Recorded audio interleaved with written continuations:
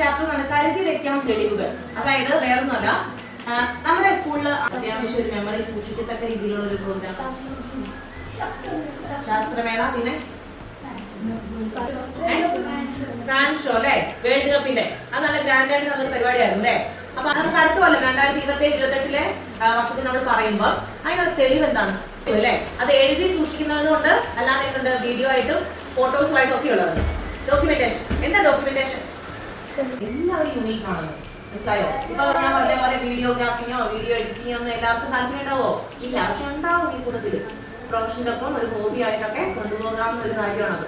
അപ്പൊ നമ്മൾ ഈ ഒരു പാഠം കടന്നു പോകുമ്പോൾ എന്റെ വീട്ടിൽ എന്തെങ്കിലും ഒരു പൂച്ച എന്തെങ്കിലും ചെയ്യുന്നതായിക്കോട്ടെ, ഏതെങ്കിലും ഒരു വീഡിയോ ഇത് നമ്മൾ എല്ലാവരുടെ കയ്യിലുണ്ടല്ലോ, ക്രിയേറ്റീവ് ആയിട്ട് അതിനെ ഒന്ന് ഒപ്പിയെടുക്കാൻ ശ്രമിക്കുക നിങ്ങൾ ആദ്യം.